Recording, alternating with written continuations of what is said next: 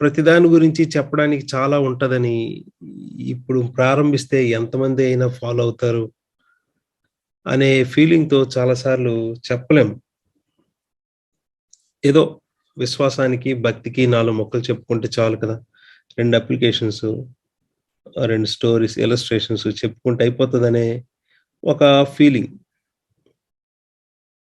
ఎందుకు అంటే ముఖ్యంగా పత్రికలు టీచ్ చేస్తే కొద్దిగా ఎక్కువ సిద్ధాంతాలకు సంబంధించిన విషయాలు చెప్పాల్సుంటది.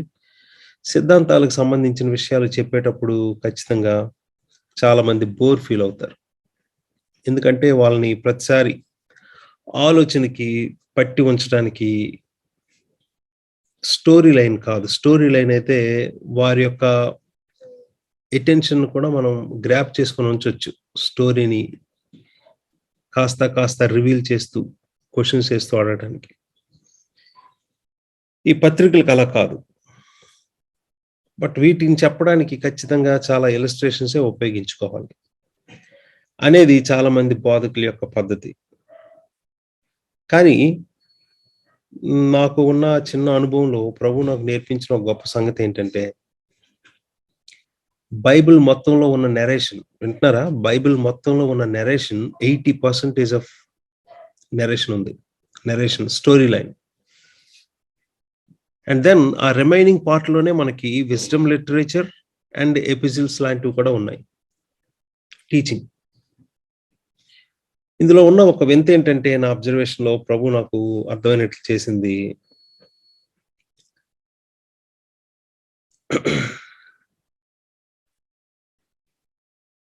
పత్రికల్లో ఉన్న ప్రతి మాటలో లేక ఒక కాన్సెప్ట్‌లో దాని యొక్క భావం, అర్థం వివరించడానికే నరేషన్‌లో ఎక్కడో ఒక దగ్గర నరేటివ్ స్టైల్‌లో దేవుడు ఆ సత్యాన్ని బోధించడం, ప్రూవ్ చేయడం లేక పొందుపరచడం జరిగింది. డిపిక్టెడ్ అనే మాట బావుంటది. డిపిక్షన్ అంటే ఒక పిక్చర్‌ని వేయటం. పిక్చర్‌లో డిపిక్ట్ చేస్తారు. అంటే we describe something in a picture is called kind of depiction. ఇలాంటివి ఇప్పటికే మనం మన చర్చ్‌లో చాలా సార్లు అలాంటివి విన్నాం. ఒక క్లాసిక్ ఎగ్జాంపుల్ మనకు బాగా తెలుసు. ఫ్రమ్ రవి జకరియాస్ దగ్గర నుంచి చాలా మంది చెప్తున్నారు బోధకులు. ఇన్ ఎవాంజలికల్ మినిస్ట్రీలోనే మనం చాలా సార్లు వింటాం. రవి జకరియాస్ మెసేజ్‌లు ఒక 10 విన్నారనుకోండి. ఆ 10లో ఏదో ఒక దగ్గర ఇది ఆయన చెప్పింది మీరు వింటారు ఆ మెసేజ్‌లో. అబ్రహాము గారు ఇస్సాకుని బలిచ్చే సందర్భం ఉంటది. తన కుమారుడు ఒక్కగానొక్క కుమారుడిని ఆయన చాలా ముసలి వయస్సులో తన కుమారుడిని తీసుకొనెళ్ళి బలిచ్చే సందర్భం ఉంటది. దాదాపు 90 సంవత్సరాల వరకు ఆయనకి పిల్లలు లేరు. 90 సంవత్సరాల వృద్ధాప్యంలో దేవుడు ఒక అబ్బాయినిస్తే, ఆ ఒక్కగానొక్క కొడుకుని దేవుడు బలివ్వమని చెప్తే, ఈయన బలివ్వటానికి వెళ్తారు. అంతా రెడీ. ఇంకా బలివ్వటానికి ఆ అబ్బాయిని కట్టెల మీద చేతులు, కాళ్ళు కట్టి పెట్టేసి, తలను ఈ నెక్‌ని స్లిట్ చేయటానికి కత్తి తీస్తారు తండ్రి. అప్పుడు ప్రభువు చెప్తారు, "ఇప్పుడు నీవు నాకు భయపడుతున్నావని నాకు అర్థమవుతుంది. నాకు తెలుస్తుంది. ఆ చిన్నవాడి మీద కత్తి వేయొద్దు. అదిగో నువ్వు అర్పించాల్సింది అక్కడ ఉందని" ప్రభువు చెప్తే, అప్పుడు అక్కడ ఒక పొట్టేలు కొమ్ములు చిక్కిపోయి ఆ పొదలో ఉంటే అది కనిపిస్తది. దాన్ని తీసుకొనొచ్చి తన కుమారుడిని తీసేసి, ఇస్సాకుని తీసేసి దాన్ని బలిగా అర్పిస్తాడు. అక్కడ దేవుణ్ణి ఆరాధించేటప్పుడు అక్కడ కొత్త మాటొస్తది. దేవునికో పేరు. యెహోవా ఈరే, జెహోవా జైరా. ఈ మాట సాధారణంగా మన వాళ్ళు వస్తువులకి, కార్లకి, ఇళ్ళకి, వాటికి, వీటికి అన్నిటికి ఉపయోగిస్తాం. బంగారానికి. ఒకటి కాదు విలువైన వస్తువులు మనకేవి ఉన్నాయో వాటికి ఉపయోగిస్తాం. నో. యెహోవా ఈరే అనే మాట అవును. దేవుడైన యెహోవాయే అన్ని ప్రొవైడ్ చేస్తారు. కరెక్టే. కానీ ఆయన ఏ సందర్భంలో ఆ మాట ఉపయోగించారు అంటే, నీ ప్రాణానికి ప్రతిగా నీవు బలైపోవలసిన దగ్గర నిన్ను తప్పించి నీకు బదులు ఇంకొకరు బలయ్యే ఆ బలియాగాన్ని, రక్షకుడిని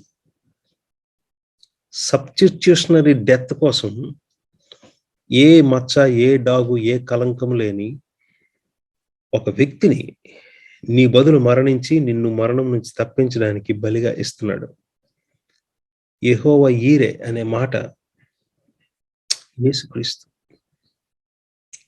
యేసుక్రీస్తు బలియాగం, cross of Christ, the very gospel of God. యెహోవా ఈరే అనే మాటకి అర్థం వెరీ గాస్పుల్ ఆఫ్ గాడ్. దేవుని కుమారుడైన క్రీస్తు నీ బదులు, నీ వంతు, నీ స్థానంలో మరణించేటట్లు దేవుడు ఆయన్ని నీ కొరకు అనుగ్రహించి నిన్ను అలా రక్షించడం, అదే విధంగా నీ పాపాన్ని శిక్షించడం. యెహోవా ఈరే అనే మాటకు అర్థం అది. But people, Christian people, they tend to change the very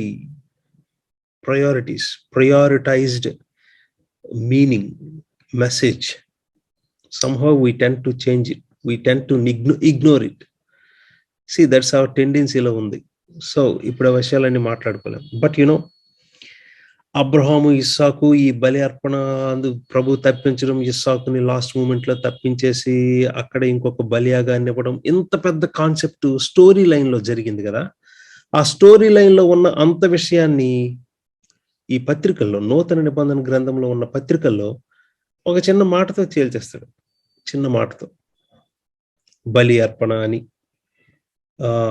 ransom, ఇసి ఒక్క వర్డే, ర్యాన్సమ్ అనేది ఒక్క మాటే, అపరాధ రుసుము, ఇలాంటి చిన్న చిన్న మాటలే. బట్ ఆ కొత్త నిబంధన గ్రంథంలో పత్రికల్లో ఉపయోగించే ఒక సింపుల్ వర్డ్, ఆ మాట యొక్క మీనింగ్ ఏంటో చెప్పడానికి బైబిల్ అంతట్లో ఎక్కడో ఒక నెరేషన్ లో, అది ఓల్డ్ టెస్ట్మెంట్ కావచ్చు, న్యూ టెస్ట్మెంట్ కావచ్చు, నెరేటివ్ ప్యాసేజ్ లో ఒక స్టోరీ లైన్ లోనే ఒక మానవుని యొక్క జీవితంలో జరిగిన సంఘటనే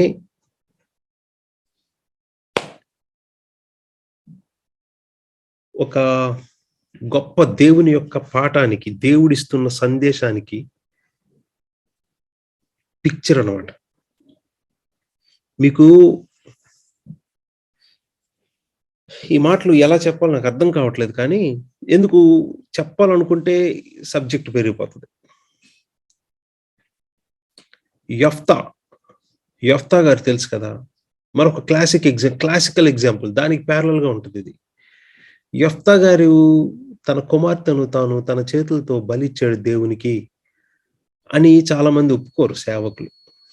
ఎందుకు అలా ఒప్పుకుంటే కొన్ని ప్రాబ్లమ్స్ ఉన్నాయి, వాటికి ఆన్సర్ చేయలేం అనేది వాళ్ళ feeling. That's not true. That's not at all true. Bible ఏం చెప్తుందో అది చెప్పాలి. కొన్నిసార్లు మనకు ఆన్సర్ లేకపోయినా నాకైతే తెలియదు.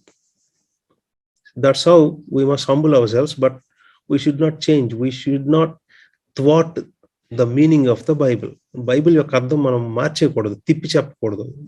ఏవో క్వశ్చన్స్ ఎదుర్కొంటామని వాటికి మళ్ళీ ఆన్సర్స్ ఏం చెప్పాలి అని. ఒకవేళ బైబిల్లో ఆన్సర్స్ ఉన్నాయి, బట్ అవి చెప్తే వాళ్ళు ఎలా మిస్అండర్స్టాండ్ చేసుకుంటారో అని మనం we don't need to protect God. దేవుణ్ణి కాపాడాల్సిన పని లేదు. That is sin. If you try to protect God, it is sin. దేవుణ్ణి మనం కాపాడడం ఏంటి సార్? ఈ మాట నేను చెప్పలేదు, ఈ ప్రాబ్లం చాలా కాలం నుంచి ఉన్నదే. ఎంతో మంది థియాలజియన్స్ ఈ మాట అన్నారు. బైబిల్లో ఏముందో అది దాచిపెట్టకుండా చెప్పడం మన వంతు, చెప్పాలి. అమ్మో ఇవి చెప్తే వాళ్ళు ఎలా మిస్అండర్స్టాండ్ చేసుకుంటారో, ఈ వాక్యాలు వాళ్ళు తెలిసిపోతే ఏమనేసుకుంటారో అని, లేకపోతే ఎలాంటి ఛాలెంజెస్ వస్తాయో అని మీరు భయపడి చెప్పకపోవడం. Try to protect God, try to protect his divine declaration. దేవుడు ఈ లోకానికి ఏం ప్రకటించమని మన చేతిలో పెట్టారో దాన్ని మనమే సంహౌ ఆపేస్తున్నట్టు.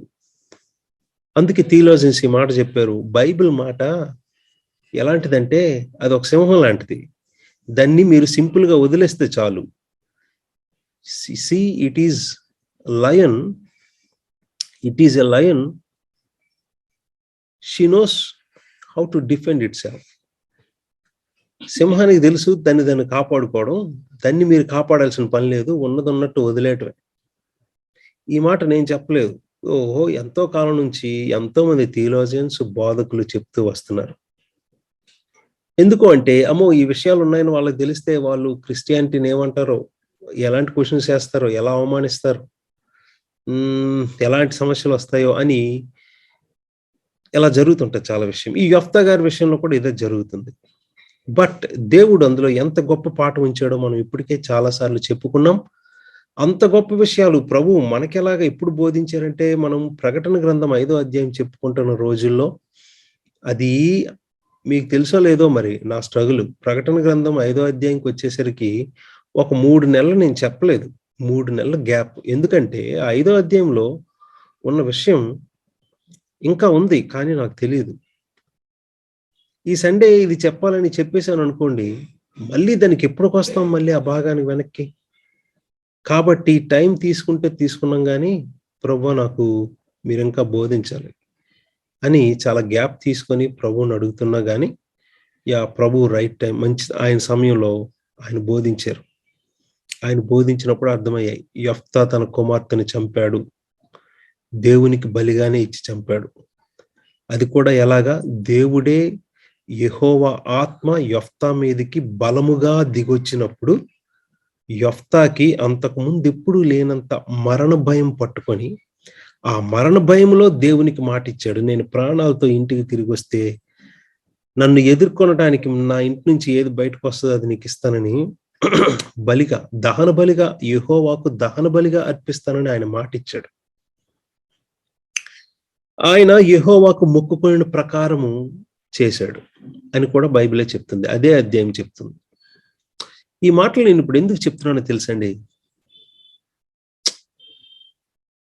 మీరు యెఫ్తా గూర్చి చెప్పబడిన ఆ వాక్య భాగాలు ఎక్కడెక్కడో చెప్పాను. బట్ తెలంగాణలో చెప్పినప్పుడు వాళ్ళెవరో షూట్ చేసి యూట్యూబ్‌లో పెట్టారు. అది కంప్లీట్ డీటెయిల్ కాదు. బట్ అక్కడ యూత్ మీటింగ్ కాబట్టి వాళ్ళకి అవసరమైనట్టు చెప్పడం జరిగింది. బట్ కంప్లీట్ మ్యాటర్ లెసన్ అంతా కాదు. కంప్లీట్ ట్రూత్ కాదు ఆ మెసేజ్ గురించి. ఇప్పుడు అంత పెద్ద విషయం ఇప్పుడు నేను ఎందుకు చెప్తున్నాను అంటే, యెఫ్తా జీవితంలో చాలా బాధలున్నాయి, స్ట్రగుల్స్ ఉన్నాయి.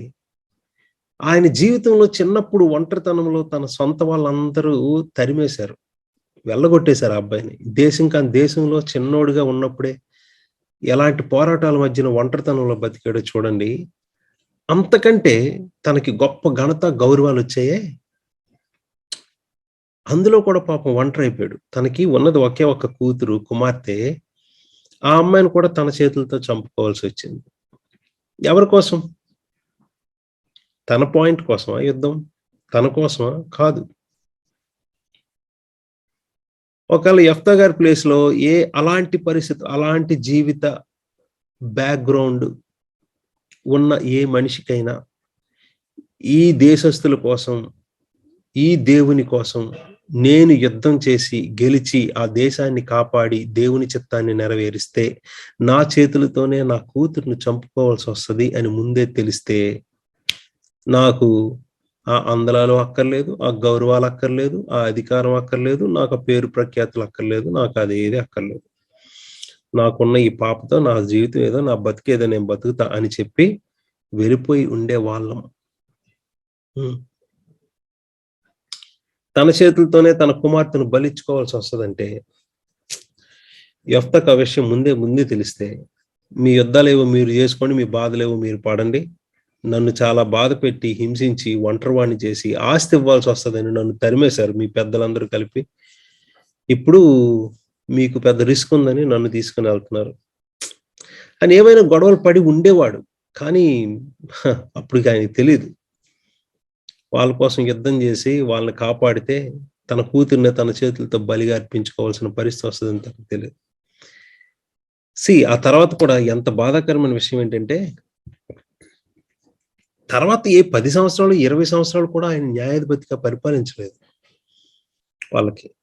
చాలా కొద్ది కాలం సింగిల్ డిజిట్ ఇయర్స్ మాత్రమే పరిపాలించాడు. అయ్య బాబోయ్! నేనైతే నిజంగా ఆ యెఫ్తా గూర్చిన విషయాలన్నీ ప్రభు నాకు అర్థమైనట్లు చేస్తున్నప్పుడు చాలా డిస్టర్బ్ అయ్యాను. అయ్యో! జీవితకాలం ఈయనకి రిజెక్షనే. జీవితకాలం పోరాటాలే. పోనీ దేశానికే గర్వించదగ్గ వ్యక్తి అయ్యాడు కరెక్టే. కానీ అంత గొప్పతనం, అంత గొప్ప ఘనత ఎవరితో ఎంజాయ్ చేయగలడు? తనకున్న ఒకే ఒక్క అమ్మాయిని కూడా ఆయన వీళ్ళ కోసమే బలి చేశాడు.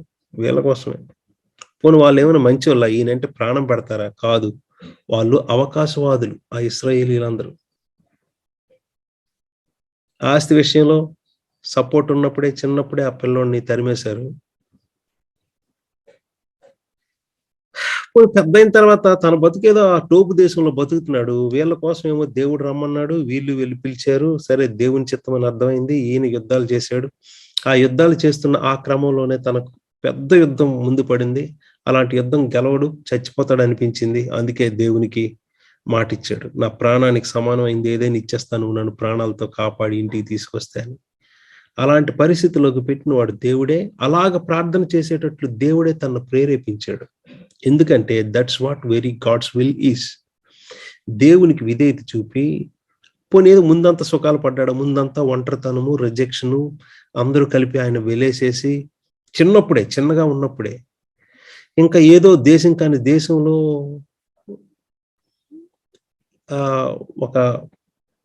ఒక శక్తిగా ఎదిగాడు ఆయన చెప్పాలంటే.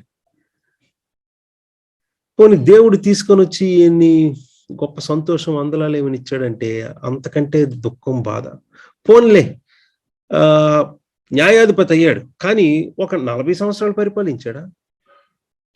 20 సంవత్సరాలు పరిపాలించాడా? లేదు. పోనీ 10 సంవత్సరాలు కూడా లేదు. నాకు తెలిసి 6 సంవత్సరాలే. 6 ఇయర్సే. తన కుమార్తె చనిపోయిన తర్వాత న్యాయాధిపతిగా ఇజ్రాయెల్ దేశం మీద యెఫ్తా గారు ఉన్నది 6 సంవత్సరాలు. 6 సంవత్సరాలే. ఆ తర్వాత ఏమయ్యాడు? చనిపోయాడు. అంత గొప్ప విజయం అంటే తన కుమార్తెను చేతులతో బలిగా ఇచ్చిన వాడు 6 సంవత్సరాలకే చనిపోయాడు. 6 సంవత్సరాలు ఎంత వేదన, ఎంత బాధ, ఎంత దుఃఖం ఉండుంటో చూసారా? మీకు ఒక విషయం చెప్పాలి. ఎందుకు ఇంత పెద్ద స్టోరీ ఇప్పుడు చెప్తున్నాను ఈ మాట చెప్పడానికి? వినండి. ఆ విషయాలు అర్థమైన తర్వాత నేను చాలా డిస్టర్బ్ అయ్యి ప్రభుకు ప్రేయర్ చేస్తే అప్పుడు ప్రభు ఒక మాట చెప్పారు. జీవితంలో రిజెక్షన్, అవమానం, కష్టం, దుఃఖం, నొప్పి, భయం, బాధ, లూజింగ్ లవ్డ్ వన్, చాలా ఇష్టమైన వాళ్ళు ఒక్కలే ఉన్నారు తన జీవితానికి. ఆ ఒక్కరిని కూడా తన చేతులతోనే చంపాల్సిన పరిస్థితి వచ్చింది. ఈ దేశస్తుల కోసం, వీళ్ళ కోసం నేను అంత త్యాగం చేయాలా? వీళ్ళు నా జీవితాన్ని ఏం చేశారో నాకు తెలీదా?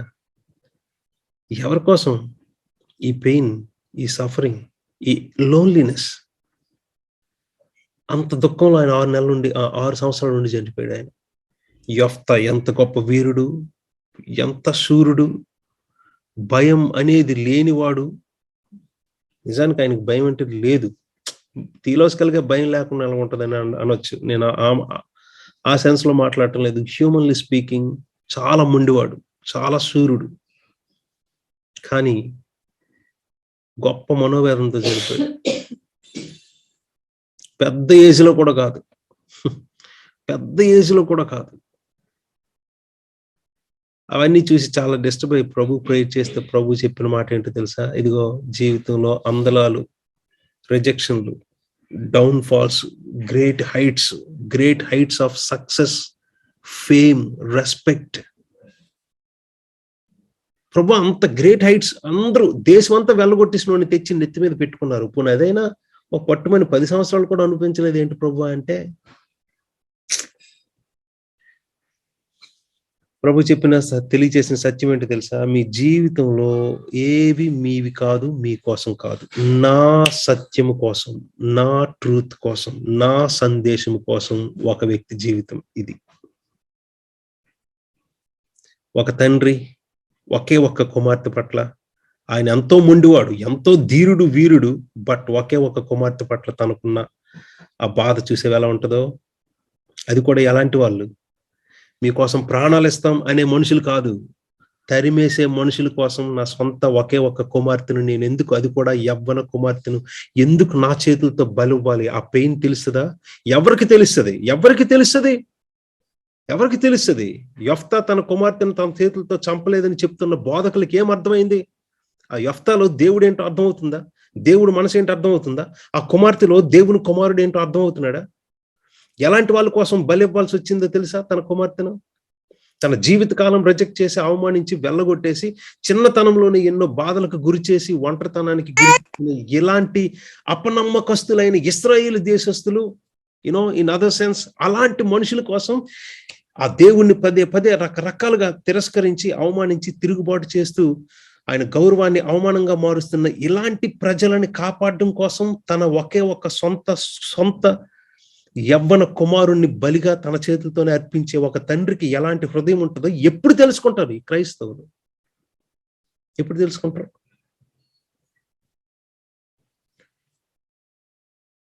అంత గొప్ప సందేశాన్ని, ఎంత గొప్ప సందేశాన్ని దేవుడు ఏది యోహాను సువార్త 3:16 యెఫ్తా గారి ఆ భాగం మీకు అర్థమవుతుందా? యోహాను సువార్త 3:16 లేక మనం చూస్తున్న ఈ పత్రికల్లో యేసుక్రీస్తులో దేవుడు ఈ లోకానికి ప్రేమ చూపాడు అనే మాటలు ఉన్నాయి చూడండి. దేవుని ప్రేమ తన కుమారునిలో అనే మాటలు ఉన్నాయి చూడండి. ఆ చిన్న మాటలే ఈ పత్రికల్లో, ఆ చిన్న మాటలో ఆ దేవుని యొక్క ఫీలింగ్ ఏంటో తెలుసా? ఆ భారం ఏంటో అర్థమవుతుందా? ఎలా అర్థం చేసుకోగలం? అది మీకు అర్థం కావాలని ఒక తండ్రి, ఒక కుమార్తె, ఒక తిరుగుబాటుతనం చూపించే ఘోరమైన పాపులైన దేశం, ఆ దేశ ప్రజలు ఆయన్ని, ఆ తండ్రిని ఎంతో గాయపరిచి, బాధపరిచి, ఎంతో దుఃఖాన్ని, కష్టాన్ని కలిగించారు. వాళ్ళ కష్టం వచ్చినప్పుడు మళ్ళీ వచ్చి ఆయన్ని పట్టుకుంటే వీళ్ళ కోసం యుద్ధాలు చేసి, ఆ యుద్ధాల విషయంలో ఈయన చాలా తన ప్రాణాన్ని రిస్క్ లో పెట్టుకొని చివరికి తన కుటుంబాన్ని ఎలా చేసుకున్నాడు? ఒక్కగానొక్క యవ్వన కుమార్తెను తన చేతులతో బలిర్పించాడు. అలాగ తన చేతులతో తన కుమార్తెను బలిర్పించబట్టే ఇశ్రాయేలీయుల కుమార్తెలు, Israel the daughters of Israel ప్రతి సంవత్సరం 4 రోజులు యెఫ్తా కుమార్తెను జ్ఞాపకం చేసుకోవడం ఒక చిన్న పండగలాగా ఆచరిస్తున్నారు. కద్దు ఇశ్రాయేల్ కుమార్తెలు ఎందుకు చేస్తున్నారు? ఈ విషయాలు కూడా చాలా డీటెయిల్ గా మనం చర్చిలో చెప్పుకున్నాం. Why only daughters of Israel every year 4 days వాళ్ళు ఆ అమ్మాయిని ఎందుకు జ్ఞాపకం చేసుకుంటున్నారంటే, అవును ఆ అమ్మాయి అలాగా ఆ రోజు యెఫ్తా కుమార్తె బలి కాకపోతే యుద్ధం తండ్రి గెలిచేవాడు కాదు. ఆ తండ్రి ఆ యుద్ధం గెలవకపోతే వాళ్ళొచ్చి వీళ్ళ మీద పడి మాన ప్రాణాలు దోచుకొని లైఫే, గౌరవమే లేకుండా వీళ్ళు మొత్తం కాలిపోయేవారు. వాళ్ళ జీవితం కాలిపోయేది. ఈ రోజు ఇంతమంది ఇశ్రాయేలు దేశంలో ఆడపిల్లలు, కుటుంబాలు కలిగి, పిల్లలు కలిగి, వారి దేశంలో, వారి ఇంట్లో ఆనందంగా బ్రతకడానికి వారి వంతు, వారి బదులు, వారి స్థానంలో ఇంకొక అమ్మాయి బలైపోయింది. ఆ వాల్యూ ఆడపిల్లలకే, ఇశ్రాయేలు ఆడపిల్లలకే తెలుసు కాబట్టి daughters of Israel celebrating her death for them. See the concept, even substitutionary death. ఇంకొకరు బ్రతకాలంటే వారి బదులు ఇంకొకరు మరణించాలి. యవ్వనులు, వారి కోసం ఒక యవ్వనురాలు మరణించింది కాబట్టి వారికి యవ్వన జీవితం, సంతోషం, గౌరవం, మానము, ప్రాణం వాళ్ళకుంది. ఒక్క మాట సార్, ఒక్క మాటలో ఉన్న కాన్సెప్ట్స్ ఇవి. ఒక్క మాట యొక్క ఆ వాల్యూ, ఈ పత్రికల్లో ఉన్న ఒక్క మాట యొక్క వాల్యూ అర్థం చేసుకోవడానికి దేవుడు కొంతమంది జీవితాల్ని ఇలాగా మనకి ఆ మాట యొక్క వాల్యూ, ఆ మాట యొక్క వెయిట్, ఆ మాట వెనకాతల దేవుని యొక్క ఫీలింగ్ ఏంటో, భారం ఏంటో, భావం ఏంటో, హృదయం ఏంటో, మనసు ఏంటో అర్థం కావడానికి అలాంటి పరిస్థితుల్లో సఫర్ అయిన మనలాంటి మనుషులు కొంతమంది చరిత్రలో ఉన్నారు. దేవుడు ఫీలింగ్ లేకుండా తన కుమారుణ్ణి సిలువకు అప్పగించలేదు. there is a great weight, there is a great pain. ఎంత ప్రేమ దేవుడు చూపించింది ఎలాంటి వాళ్ళ కోసమో తెలుసా? ఆ యెఫ్తా తన కూతురును బలిగా ఇచ్చి మరి, తన ప్రాణాలను తెగించి మరి ఆ యుద్ధాలు చేసింది ఎలాంటి మనుషులు, ఎలాంటి దేశం కోసమో. అంతకంటే ఇంకెక్కడుంది సువార్త ఉంది? ఈ మాటలన్నీ మీతో చెప్పడంలో మీరు మర్చిపోకూడదు. నేను చర్చిలో చాలాసార్లు ఈ విషయాలు చెప్పాను. బట్ ఆ భారం, ద భారం అంటే the very weight of the heart of our God for you. మీలాంటి పాపుల కోసం, నాలాంటి పాపి కోసం దేవుని యొక్క హృదయ భారం, ఎంత పెయిన్ అనుభవించాడో, అది ఎంత కష్టంగా ఉంటుందో తన కుమారుణ్ణి తన చేతులతో బలివ్వటం. ఈ క్రైస్తవులకి ఆ దేవుడి ఎంత పెయిన్ లో నుంచి ఆ ప్రేమని చూపించాడో, అది క్రైస్తవులు తెలుసుకుంటున్న కొలది ఆ తండ్రి పట్ల, దేవుని పట్ల ఇంకెంతో ఆరాధన భావంతో, కమిట్మెంట్ ఆయన్ని కనపరచాలి.